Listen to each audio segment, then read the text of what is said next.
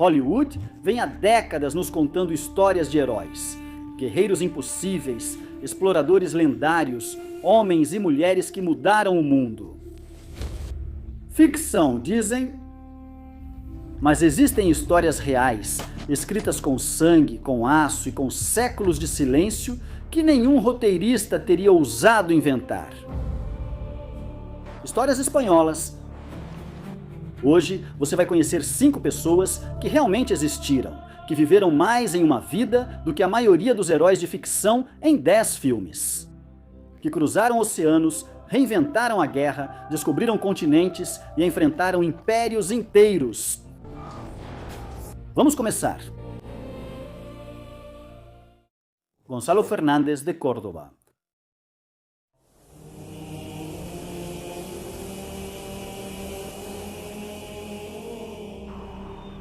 Nápoles, 1504. Um homem entra na cidade mais disputada da Europa. Não é rei, não é príncipe. É um segundo filho de Córdoba que nasceu sem herança nem futuro. E, no entanto, a França treme ao ouvir seu nome. O Papa lhe concede suas mais altas condecorações. Seus próprios inimigos o batizam, o grande capitão. Mas essa história não começa com vitórias. Começa com um menino órfão em Montilha, que ninguém esperava em lugar nenhum. Esta é a história de Gonzalo Fernández de Córdoba e Henríquez de Aguilar.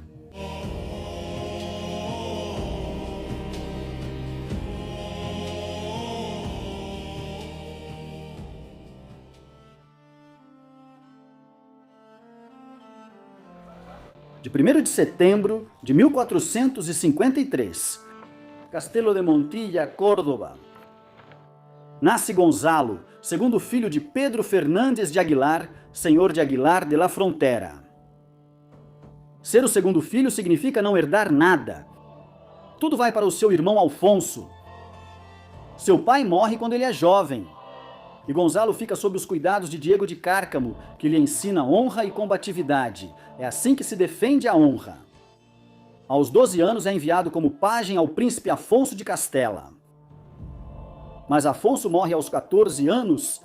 Gonçalo passa a servir no séquito da princesa Isabel. Quando estoura a guerra civil entre Isabel e Joana, a Beltraneja, Gonçalo se alista.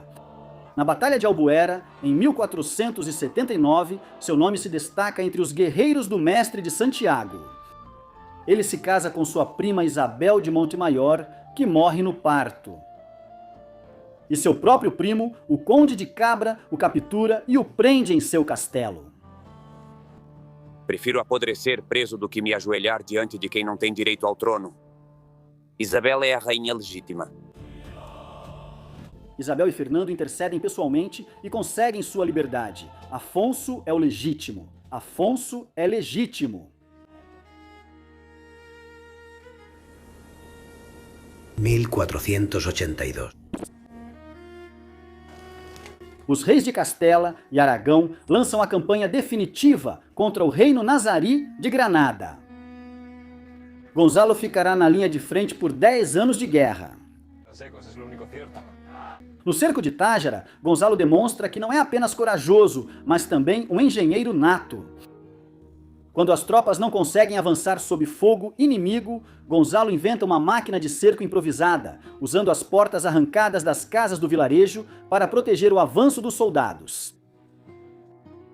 Em Montefrio, Gonzalo lidera o corpo de assalto e é o primeiro a escalar a muralha inimiga diante dos amigos e inimigos. Em 1483, em Lucena, Martim Hurtado de Mendoza, alcaide de Lucena, captura o rei Boabdil quando ele tentava fugir a cavalo. Mas o que define Gonzalo não é sua coragem. É o que acontece depois. Boabdil se rende pedindo piedade para os vencidos. Peço, Senhor, misericórdia pelo meu povo.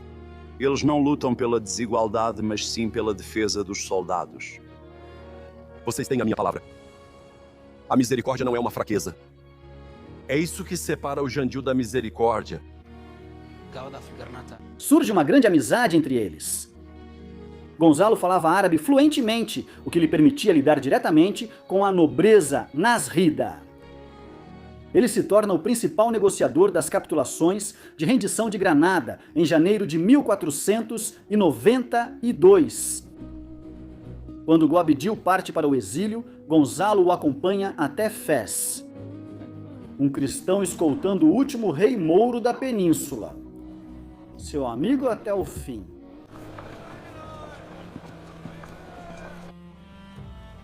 Em 1495, Carlos VIII da França invade Nápoles.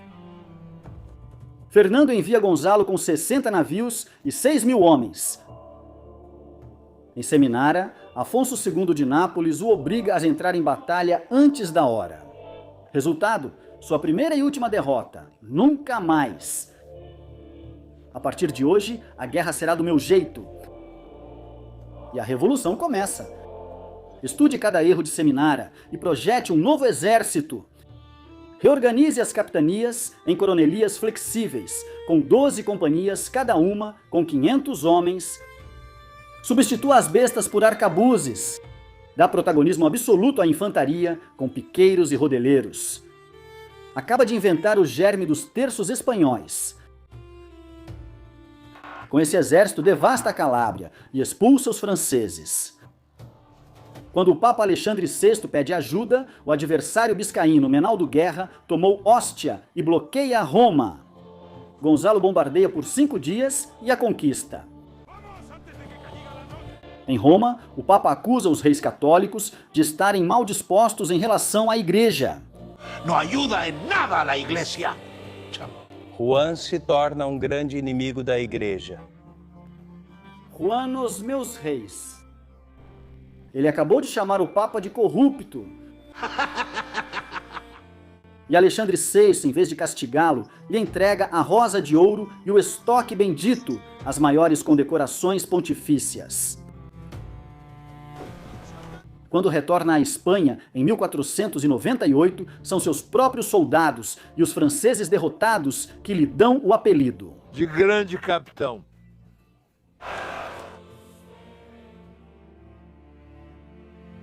Em 1500, Fernando e Luís XII assinam em segredo o Tratado de Granada, dividindo Nápoles entre si. Mas os atritos levam a uma guerra aberta. Gonzalo volta à Itália com 8.000 homens contra um exército francês superior, com a melhor cavalaria pesada da Europa. Ele se entrincheira em Barletta, na costa adriática. Meses de desgaste, emboscadas noturnas. Em Barletta são organizados até mesmo duelos singulares. A desfida de Barletta, de 13 de fevereiro de 1503. Os franceses insultavam a valentia dos espanhóis. E estes responderam em combate não com palavras. 11 cavaleiros espanhóis contra 11 franceses, mais de 6 horas de combate. Resultado esmagador para a Espanha. 28 de abril de 1503. Cerignola. Gonzalo chega antes dos franceses e prepara o terreno por 6 horas. Fosso, parapeito, estacas, arcabuzeiros atrás do talude. Para agilizar o deslocamento, ele manda cada cavaleiro levar um infante na garupa. Acompanhante, assim nos moveremos mais rápido. Quando protestam, ele mesmo sobe com um soldado atrás. Em Barletta, ele faz emboscadas noturnas. Cavalheiros, hoje não lutamos como nossos avós. Deixem que venham todos. A cavalaria pesada francesa investe. Os cavaleiros caem no fosso. Os arcabuzeiros disparam a queima-roupa. O duque de Nemours morre na primeira onda. A infantaria suíça ataca morro acima, mas os lansquenetes os contêm enquanto os arcabuzeiros os metralham. Em 1 hora, tudo acabou. 3.000 baixas francesas, a primeira batalha da história vencida por armas. La guerra medieval muere en Cerignola. ¡Victoria! Esa noche, Gonzalo encuentra el cadáver desnudo de Nemours, despojado de saqueadores. ordena devolverle la dignidad y organiza exequias dignas de su rango. El gran capitán vence a sus enemigos, pero los honra. Meses depois, na noite de 27 de dezembro, o exército espanhol cruza o rio Garelano por uma ponte de barcos e surpreende ao amanhecer o exército francês. Nápoles cai nas mãos dos espanhóis. Gonzalo é nomeado vice-rei. Mas Isabel, a protetora de Gonzalo, morre em 1504 e isso muda tudo. Fernando, invejoso de seus sucessos, viaja a Nápoles em 1506 e exige que o grande capitão preste contas. Gonzalo, humilhado, começa a ler algumas palavras que ficarão para a história. 100.000 ducados em picaretas, pás e enxadas para enterrar os mortos do inimigo. 150.000 em frades, freiras e pobres para que rezassem a Deus pelos soldados do rei caídos em combate. 200 milhões em luvas perfumadas para que as tropas não sentissem o fedor dos cadáveres. 170.000 para repor os sinos destruídos de tanto badalar pela vitória. E 100 milhões de ducados pela paciência de ter que me rebaixar a essas mesquinharias do rei a quem eu dei de presente um reino. Fernando o destitui como vice-rei. Gonzalo volta à Espanha após 10 anos na Itália. Concedem-lhe a alcaidaria de loja, um exílio disfarçado. Mas sua fama é imortal. Quando Luís XII da França o convida para sua mesa, diz que quem vence reis merece sentar-se com reis. Gonzalo Fernandes de Córdoba morre em Granada em 2 de dezembro de 1515, consumido pelas febres quartãs que contraiu na Itália. Você pode pensar que ele descansa em paz, mas infelizmente a honra não anda de mãos dadas com todos. E durante a ocupação de Napoleão, um grupo de soldados franceses complexados roubou sua cabeça e destruiu seus ossos na tentativa de humilhar aquele que um dia foi o pesadelo da França. Agora restam apenas alguns poucos restos no mosteiro de São Jerônimo de Granada. Gonzalo Fernandes de Córdoba, o grande capitão, o homem que inventou a guerra moderna. Isabelle de Castela.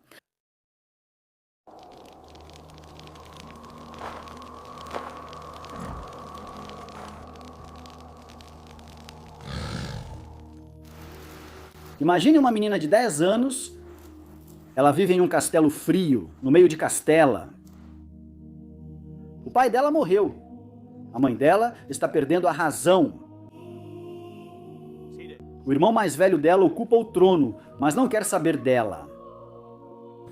Ela não tem aliados. Ela não tem dinheiro. Ela não tem poder. Ninguém, absolutamente ninguém, espera nada dela. E, no entanto, essa menina vai mudar tudo. Ela vai conquistar um trono que não era dela por direito. Ela vai vencer uma guerra contra metade da Europa. Vai concluir uma empreitada de 800 anos. Ela vai financiar a viagem mais importante da história. E vai ditar, em seu leito de morte, algumas palavras que 400 anos depois continuam sendo revolucionárias. Esta é a história de Isabel de Castela.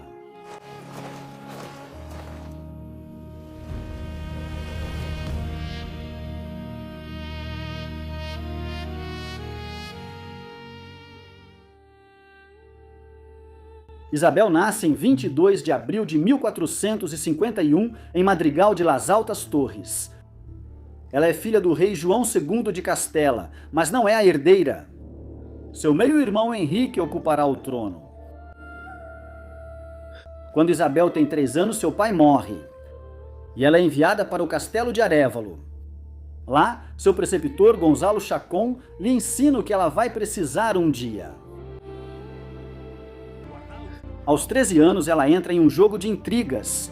A nobreza castelhana organiza a farsa de Ávila, onde depõem simbolicamente Henrique e proclamam rei o irmão de Isabel, Afonso. Mas em 1468, Afonso morre. Provavelmente envenenado aos 15 anos, os nobres vão atrás de Isabel, querem torná-la rainha. Acham que ela será fácil de manipular. Tú debes ser nuestra reina. Não aceitarei a coroa enquanto meu irmão Henrique estiver vivo. Com 17 anos, ele recusa a coroa. Mas ele arranca de Henrique o pacto dos touros de Guisando. Ela será herdeira legítima. Em troca, aceita não se casar sem a permissão do rei. E é exatamente isso que ela vai fazer.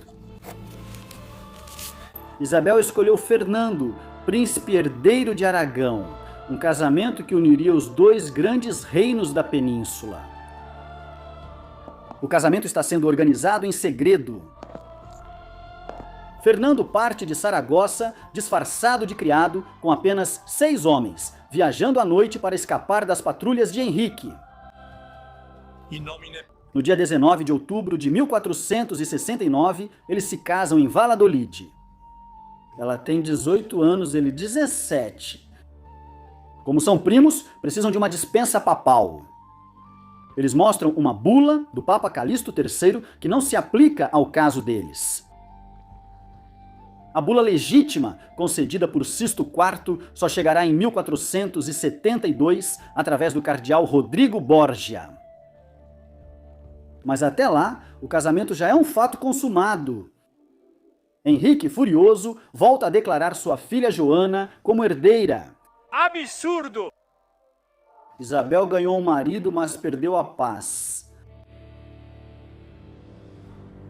Na noite de 11 de dezembro de 1474, Henrique IV morre em Madrid. Seu testamento desaparece misteriosamente. Isabel está em Segóvia e Fernando em Zaragoza, a centenas de quilômetros de distância. O que Isabel faz nas horas seguintes mostra do que ela é feita. Ela organiza um funeral solene para Henrique IV na igreja de São Martinho. Ela comparece vestida de luto, mas ao sair, ela tira as roupas pretas. Por baixo, ela está usando um traje de cerimônia, de rainha.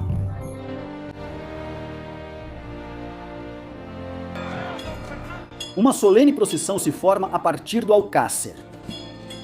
Isabel monta um palafrém, e à sua frente, Gutierres de Cárdenas carrega a espada nua da justiça. Rainha por direito próprio destes reinos. Castela, Castela, pelo rei Dom Fernando e pela rainha Dona Isabel. Rainha por direito próprio destes reinos. Isabel se proclamou rainha por si mesma, sem esperar por Fernando. A espada da justiça caminhou à frente de uma mulher. No século XV, isso não tem precedentes. Fernando chega indignado. É preciso arbitragem para resolver a crise. A Concórdia de Segóvia de 1475, Isabel é rainha por direito próprio. Fernando governará com ela. A partir desse dia, todos os documentos dirão o rei e a rainha. Mas proclamar-se rainha não basta. É preciso conquistar a coroa. Vou matar Isabel. Os partidários de Joana, a beltraneja, se aliam com Portugal. Estoura a guerra de sucessão. Isabel não fica em um castelo. Ela organiza a retaguarda e abastece o exército. Quanto tempo mais isso vai durar? Em 1476, Fernando vence em Toro. Em 1479, o Tratado de Alcáçovas põe fim à guerra. Isabel e Fernando são reconhecidos como reis de Castela.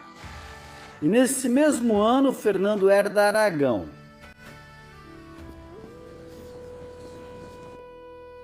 O que Isabel faz a partir de 1479 é transformar um reino caótico em um Estado moderno.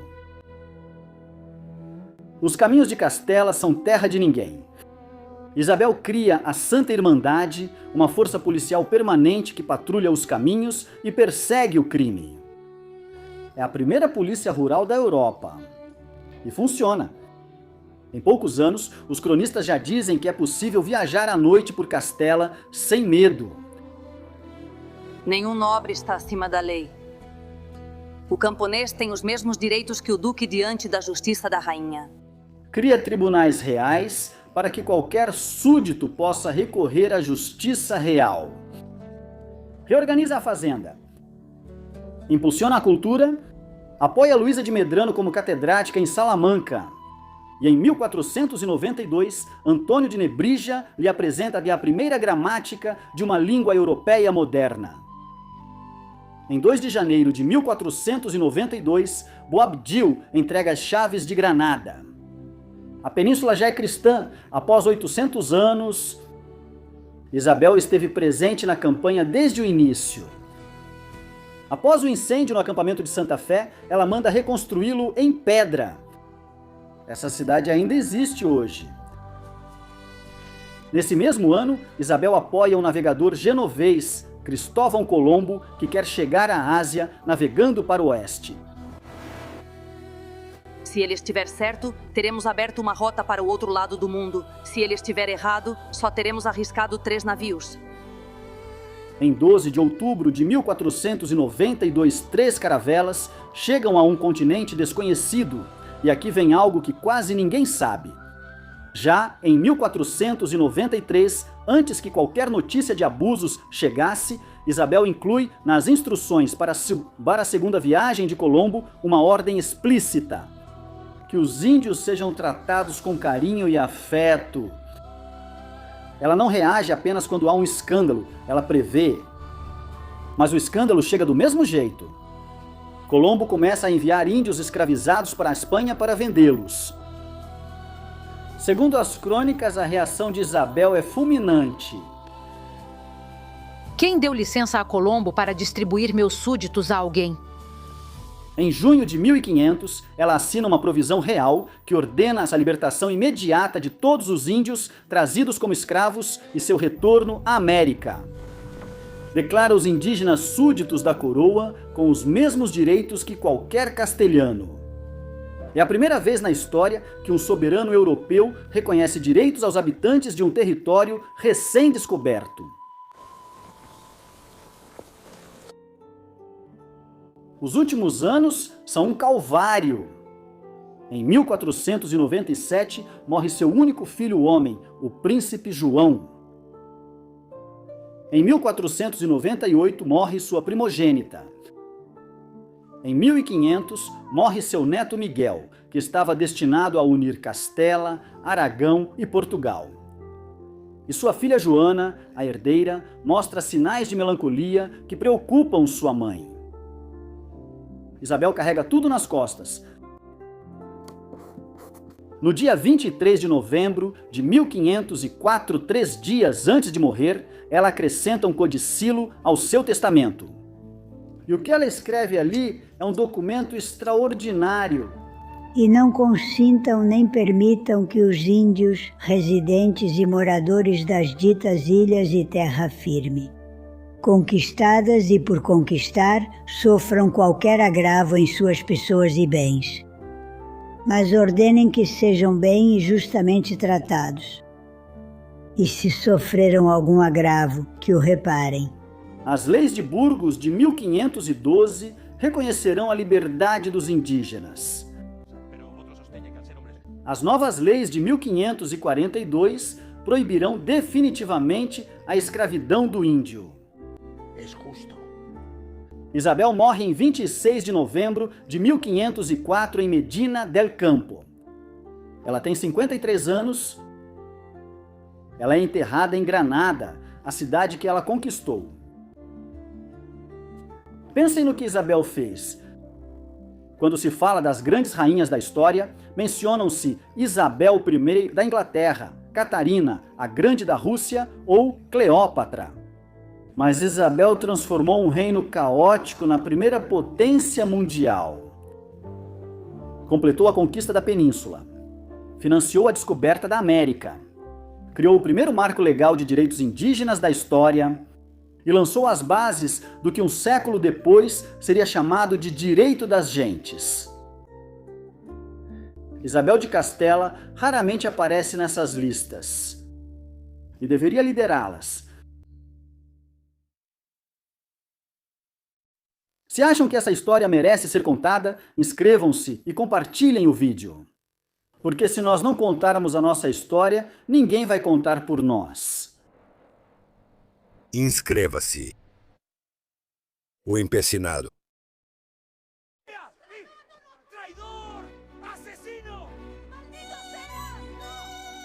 Inscreva-se no canal e ative as notificações. Inscreva-se, Roa Burbus. 19 de agosto de 1825. Um homem vai para a forca. Ele passou 21 meses em uma jaula de ferro. Nos dias de mercado, levavam-no à praça para que as pessoas cuspissem nele. Esse homem havia colocado em xeque o melhor exército do mundo. Napoleão pessoalmente ordenou que o caçassem. E o rei que ele salvou assinou sua sentença de morte. Esta é a história de Juan Martín Díaz, o Empecinado.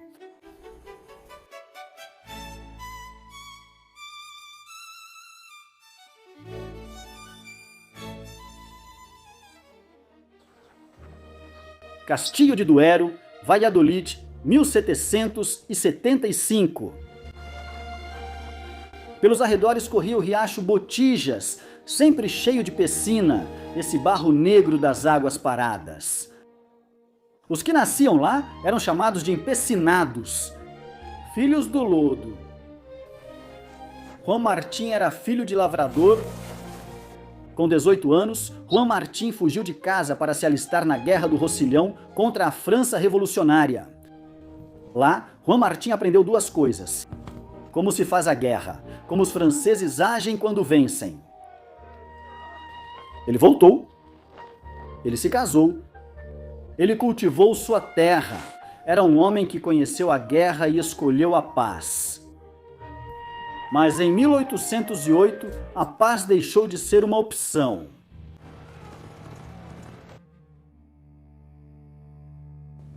A versão mais conhecida diz que Juan Martín pegou em armas porque um soldado francês cometeu um crime em sua aldeia. Pode ser que tenha sido assim. Mas a realidade é mais complexa.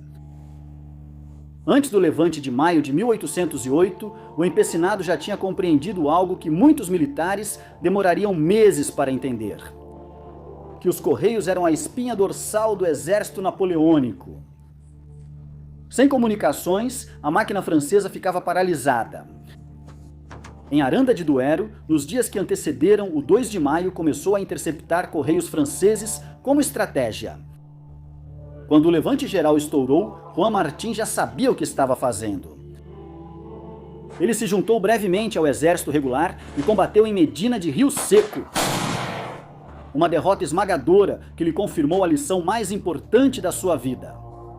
Em campo aberto contra a máquina napoleônica, não havia nada a fazer. A guerrilha era a única saída viável.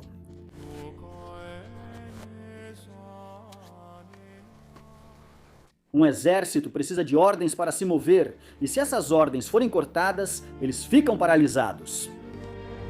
Ser guerrilheiro sob comando irregular tinha seus perigos, não só do lado francês.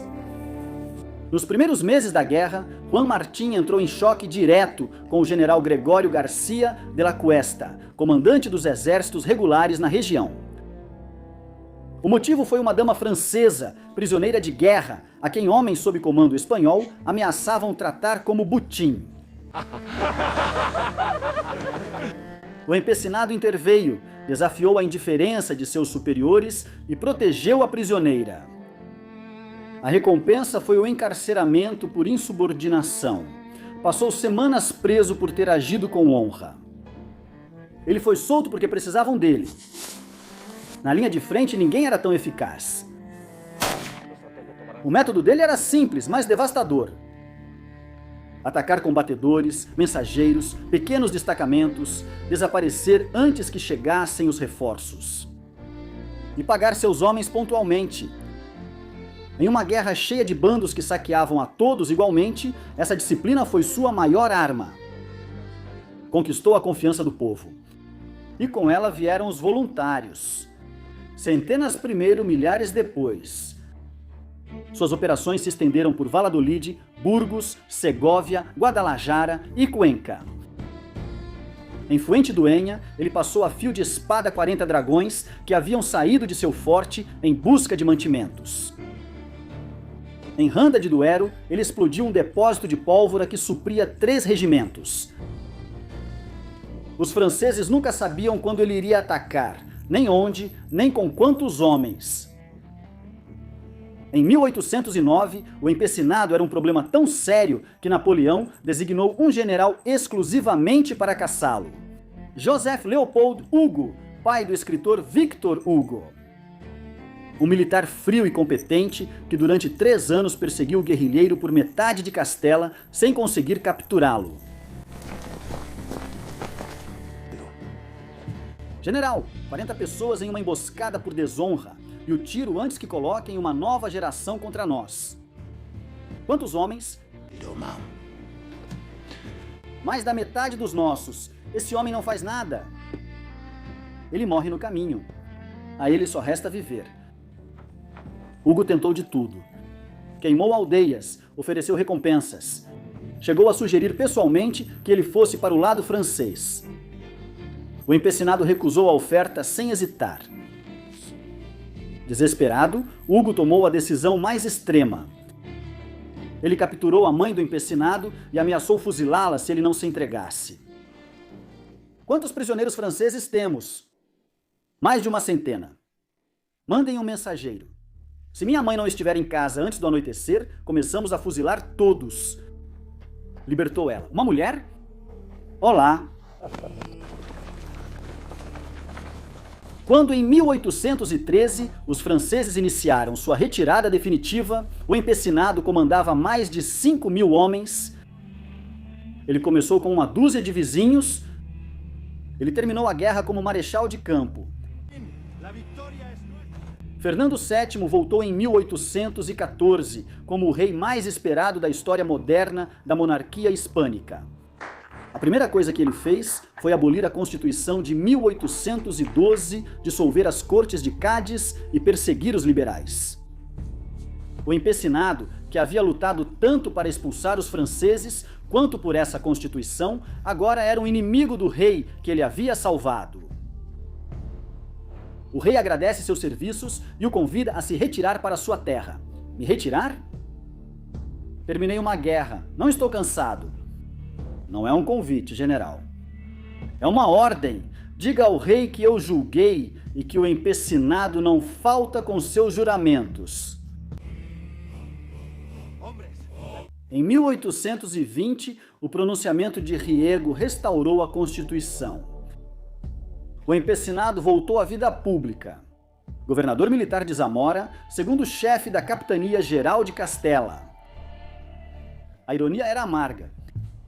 O homem que havia combatido os franceses durante 6 anos agora se via perseguindo antigos companheiros de armas. Como o padre Merino, que se recusava a acatar a lei. A guerra havia mudado de lado. Os inimigos também, mas finalmente tinha o país pelo qual havia lutado. Durou 3 anos. Em 1823, 100.000 soldados franceses cruzaram os Pirineus. Agora eles vinham para repor Fernando VII no trono. A história repetia sua piada mais cruel. Os invasores de ontem eram os guardiões de hoje. O herói da independência era o inimigo da ordem. O empecinado tentou se exilar em Portugal, mas ele foi capturado em novembro de 1823 em Olmos de Peñafiel, a poucos quilômetros de sua cidade natal. O que se seguiu em Roa foi uma destruição sistemática da lenda antes de destruir o homem. 21 meses, de novembro de 1823 até agosto de 1825. Era preciso fazer com que o povo que o havia adorado o visse humilhado, derrotado. O artífice legal desse processo foi o corregedor Domingo Fuentenebro, um funcionário do Estado absolutista com poder real. o homem que manipulou o julgamento e que levou pessoalmente a sentença ao rei para sua assinatura. Fernando VII, magnânimo, suprimiu o esquartejamento. Para o empecinado, ele o honrou com a forca. O rei foi generoso, Martim. Só a forca vocês deveriam agradecer a ele. Me desculpe se não estou pulando de alegria. Em 19 de agosto de 1825, ele finalmente foi enforcado. Ele tinha quase 50 anos. Hoje, se alguém quiser prestar seus respeitos a esse herói espanhol esquecido, símbolo de uma Espanha que se recusou a se render, seus restos repousam em Burgos desde 1851. O verbo empecinar-se existe em espanhol graças a ele. Empecinar-se, insistir com teimosia, recusar-se a ceder mesmo que tudo esteja contra. Ter sido morto pelo próprio rei não diz nada sobre ele. Diz tudo sobre Fernando VII e também diz algo sobre a Espanha, que aos seus melhores homens sempre custou mais sobreviver em tempos de paz do que na guerra. Se essa história te indignou, ótimo! Isso significa que você entendeu. Compartilhe, porque há espanhóis demais que não sabem que o verbo empecinar-se leva o nome de um herói. Inscreva-se! A próxima história também tentaram enterrar.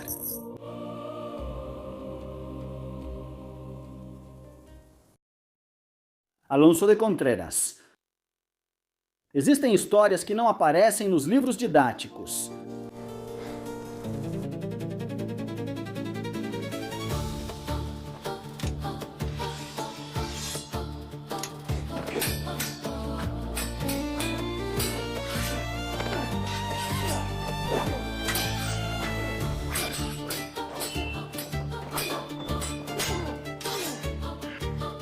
Historias que alguien enterró o que simplemente nadie se molestó en contar.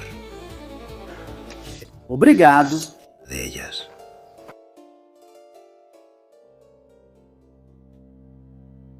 O preço das berinjelas está alto hoje. Madrid, 1596. Um garoto de 14 anos acabou de matar um colega em uma briga. Ele é banido por 1 ano. Quando ele volta, sua mãe já preparou um trabalho de ourives para ele. Dura 3 dias.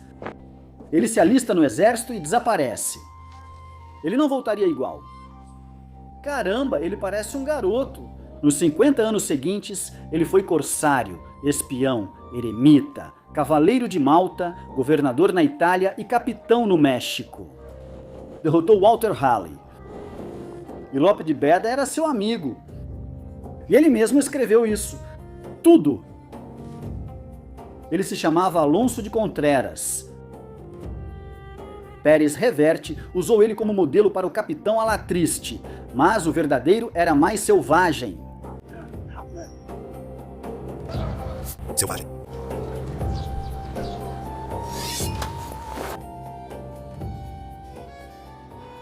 Alonso de Contreras nasceu em Madrid em 1582. O mais velho de 8 irmãos, filho de um artesão. A Madrid de Filipe II é uma cidade de ruas estreitas, casas de tijolo. Uma cidade onde a vida de um garoto pobre valia muito pouco.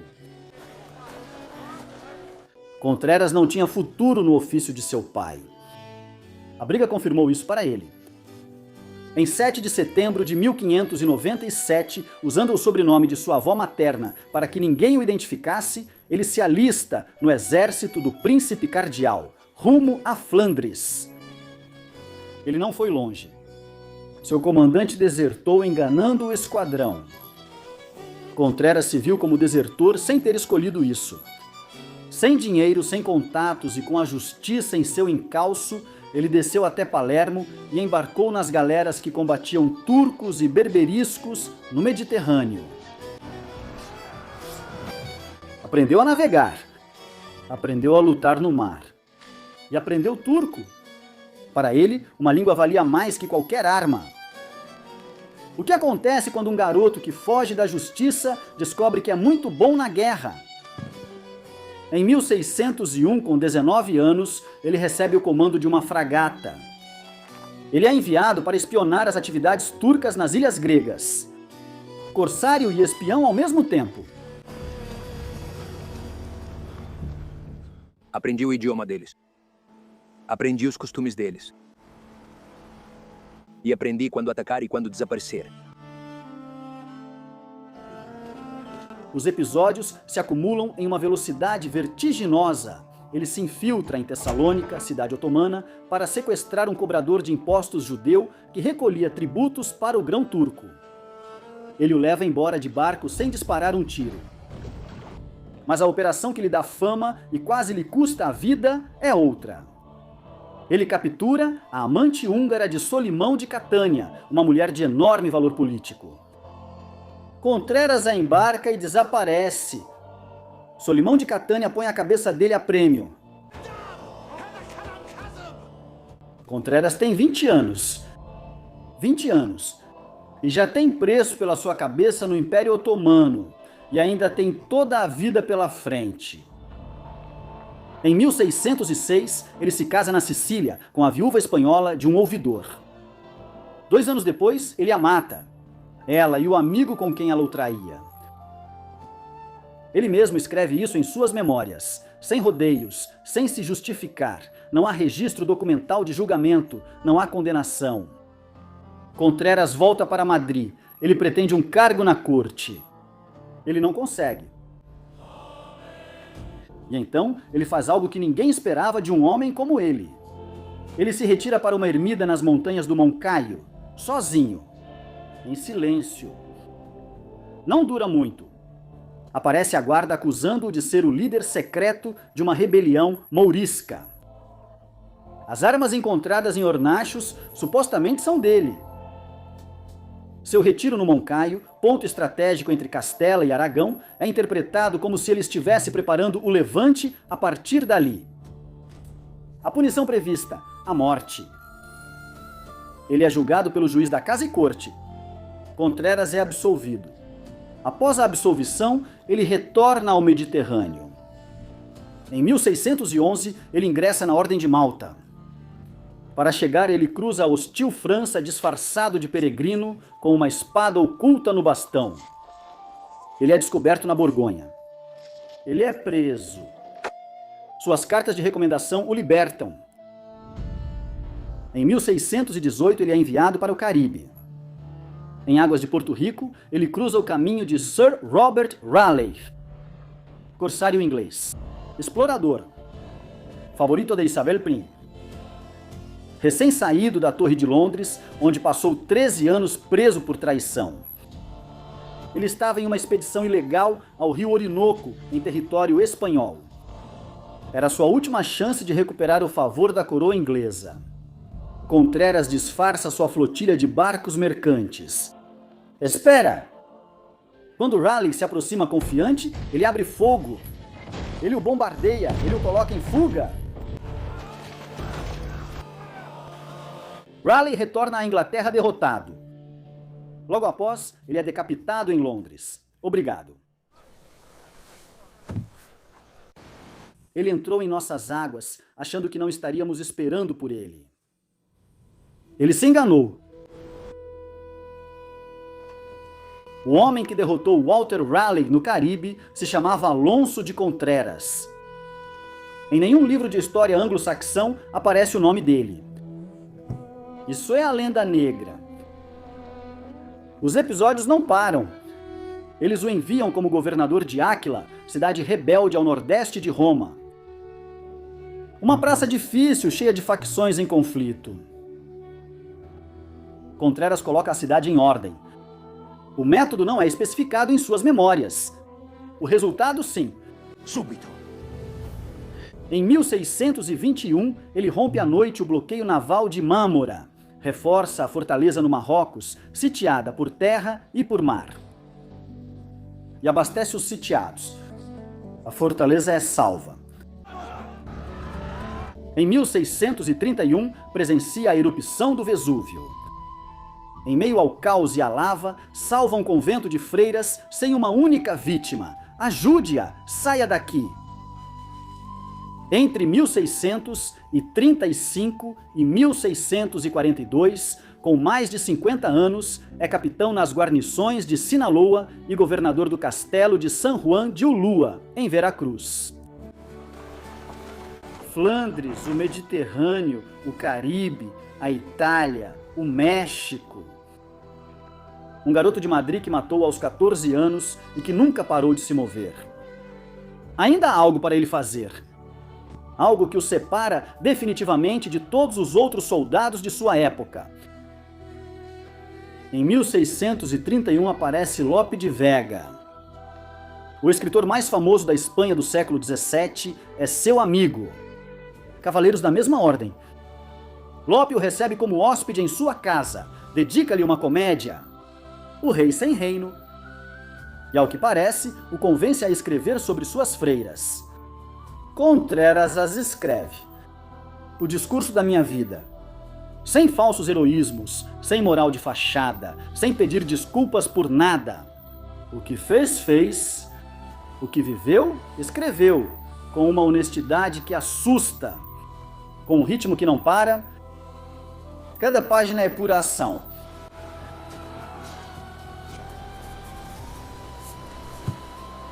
Meu estilo é direto e sem enrolação. Esse manuscrito ficou na Biblioteca Nacional de Madrid por 250 anos sem que ninguém o publicasse. Ele foi descoberto em 1900. Ortega y Gasset escreveu o prefácio em 1943 e Pérez reverte em 2008. 3 séculos depois de tê-lo escrito, o mundo continuava encontrando-o. Isso não acontece com livros medíocres. Alonso de Contreras morreu por volta de 1645, a data exata não se sabe. Pérez Reverte leu e encontrou seu Alatriste, não só em Contreras, mas também em Pasamonte, Castro e Duque de Estrada. Mas Contreras era o que mais tinha escrito, o que mais tinha vivido, o que não precisou inventar nada. O Alatriste da ficção é magnífico, mas o homem real era mais complicado, mais brutal e mais interessante. Se você quer entender a Espanha do século XVII, não a dos livros didáticos, a real, leia Discurso de mi vida. Você o encontrará em qualquer livraria e você não vai largá-lo. Inscreva-se na História Hispana. A próxima história também tentaram enterrar. A memória nos ensina, se doa, se reivindica.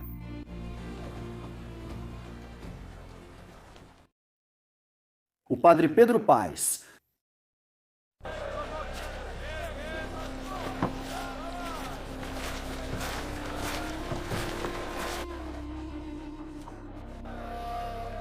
Goa, Índia, 1596. Um homem chega ao porto em um estado que deixa todos que o veem sem palavras. Ele estava desaparecido há 7 anos. Ele conseguiu ser resgatado após pagar 500 ducados por ordem de Filipe II. Ninguém sabe onde ele esteve. Ninguém sabe como ele sobreviveu. E a primeira coisa que ele faz, assim que recupera as forças, é pedir permissão para voltar ao mesmo lugar de onde acabou de ser resgatado. Quem é esse homem? E o que há lá que vale mais do que a própria vida dele? Talvez você nunca tenha ouvido falar dele. No entanto, em sua segunda viagem, ele descobriu um dos maiores mistérios que a humanidade perseguiu por milênios. Embora hoje quase todo o mérito ainda seja atribuído aos britânicos. Esta é a história de Pedro Paes, missionário. Missionário, explorador e um dos espanhóis mais esquecidos da história. E eu te prometo que nunca te contaram essa história desse jeito.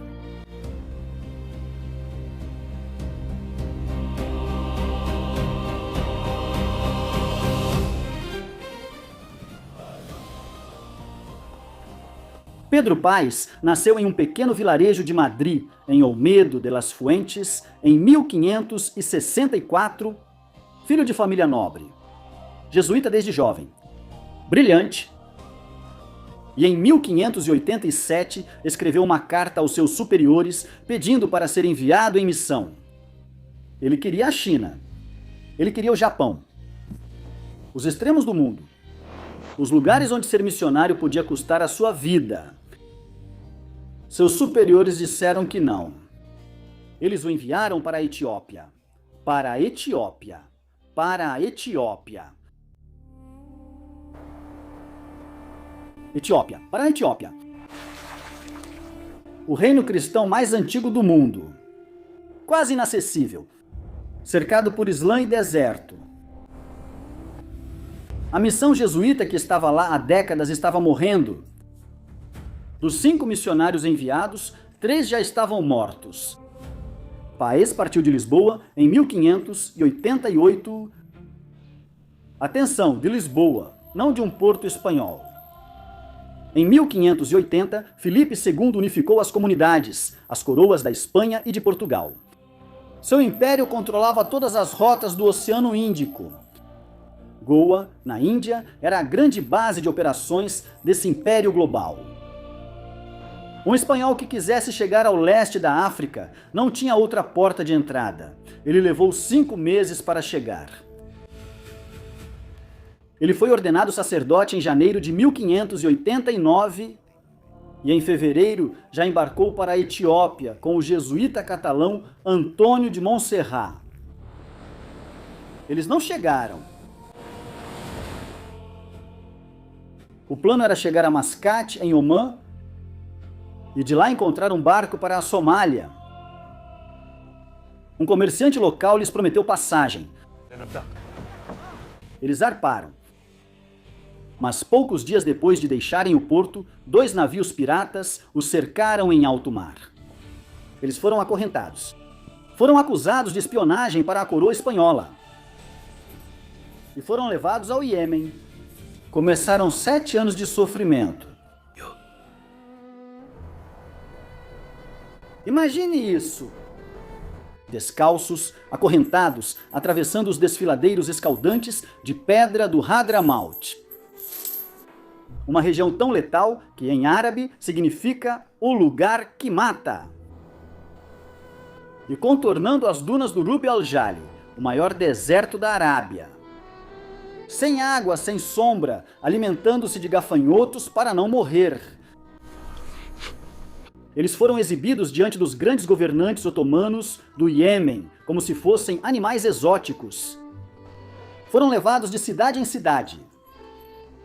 Eles foram vendidos. Eles acabaram em Saná, a capital, remando acorrentados nas galés turcas do porto de Moca. Aqui está algo que você não pode deixar de admirar. Durante esses 7 anos, Pedro Paes aprendeu árabe, hebraico, persa e armênio. Ele aprendia com os outros prisioneiros, com os guardas, com os mercadores que passavam. Cada novo idioma era uma chave e ele ia guardando todas elas. Em um daqueles dias, na corte do sultão iemenita, ofereceram-lhes algo para beber. Uma infusão escura, quente, amarga. Os árabes a chamavam de cagua, feita das sementes torradas da árvore bum. Pedro Paes bebeu e o descreveu em seus escritos. Era a primeira vez que um europeu descrevia o café. As notícias de sua odisseia finalmente chegaram à Espanha. Filipe II ordenou pagar o resgate de 500 ducados de ouro por cada um. Como vocês sabem, finalmente chegaram a Goa, em 1596.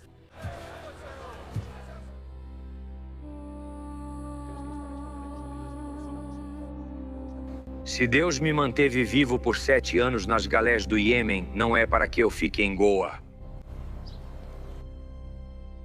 Em 1603, Paes voltou a embarcar. Desta vez, sozinho e com uma estratégia diferente. Ele se disfarçou de mercador armênio. Os armênios eram comerciantes respeitados em todo o mundo islâmico. Ninguém os interrogava. Com os idiomas que havia aprendido no cativeiro e com uma aparência que já não tinha nada do jovem padre que havia saído de Lisboa, cruzou as rotas comerciais do Oceano Índico sem que ninguém o detivesse. Desembarcou em Massaua. Em apenas algumas semanas, finalmente estava na Etiópia.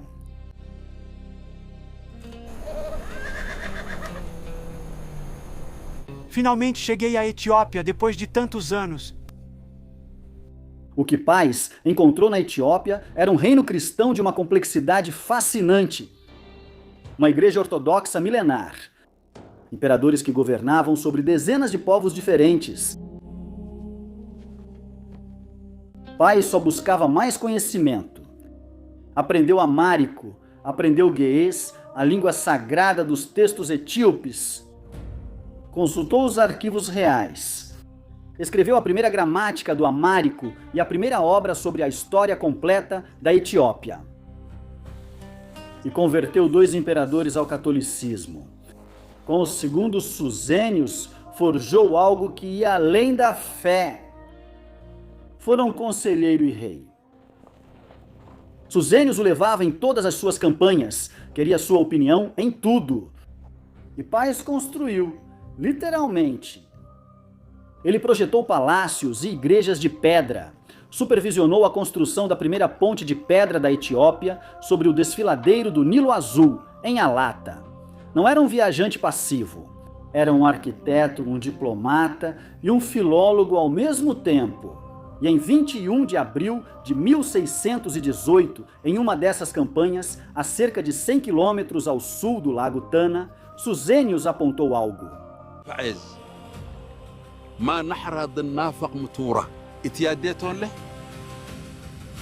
Paz soube no momento em que viu. O chão se abre. Dele brota uma nascente. Essa nascente alimenta um riacho. O riacho, um rio. O rio cresce por milhares de quilômetros até cruzar metade da África e desaguar no Mediterrâneo. Essa nascente é a fonte onde nasce o famoso Nilo Azul. Durante milhares de anos, egípcios, gregos e romanos nunca souberam onde ele nascia. Pedro Paz se ajoelhou e depois escreveu quase de passagem em seu diário. Confesso que fiquei feliz de ver o que tanto desejaram ver antigamente o rei Ciro e seu filho Cambises, Alexandre o Grande e o famoso Júlio César. Isso é tudo. Um homem que havia sobrevivido a 7 anos de escravidão, que havia cruzado o mundo a pé, que havia aprendido 7 línguas. Simplesmente anotou que estava feliz. Ele documentou tudo em sua história da Etiópia. 4 volumes. Descrição geográfica precisa, datas, coordenadas, verificável. Pedro Paz morreu na Etiópia em 20 de maio de 1622 de malária, aos 58 anos. 19 deles na Etiópia. 11 anos após sua morte, os jesuítas foram expulsos do país. Seus manuscritos ficaram enterrados em arquivos europeus que ninguém abriu por gerações. Sua história da Etiópia só foi publicada completa em 1905. E nesse silêncio, em 1770, chegou o explorador escocês James Bruce. Bruce era ambicioso, bom escritor, sabia se vender muito bem. Viajou para a Etiópia, chegou às fontes do Nilo Azul. Voltou para Londres e proclamou diante da Royal Geographical Society que ele foi o primeiro. Publicou 5 volumes, tornou-se um herói nacional. Será que Bruce sabia que Paz esteve lá 152 anos antes? Sim. Os documentos jesuítas existiam e eram conhecidos.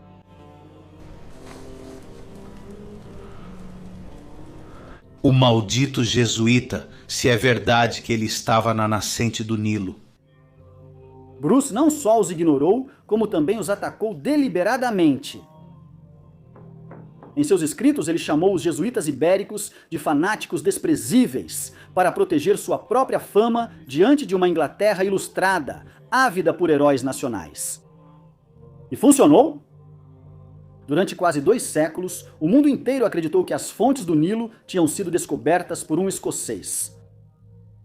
É exatamente isso que faz a lenda negra. Não precisa mentir, só precisa silenciar. Se Pedro Paes tivesse nascido em Londres, haveria filmes sobre ele. Estátuas gloriosas. Nasceu em Olmeda de las Fuentes e tem uma plaquinha na parede de uma igreja. Mas a história já está reconhecendo ele. Os pesquisadores etíopes o conhecem e o respeitam. E cada vez mais pessoas em todo o mundo sabem o nome dele. E graças a este vídeo você já o conhece. Pedro Paes, o descobridor da nascente do Nilo Azul. Se essa história te tocou, compartilhe. Há muita gente que conhece a história e os nomes de outros países, mas desconhece a sua própria.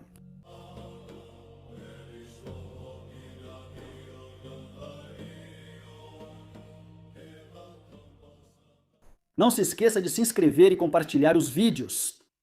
Um abraço do seu amigo da História Hispana.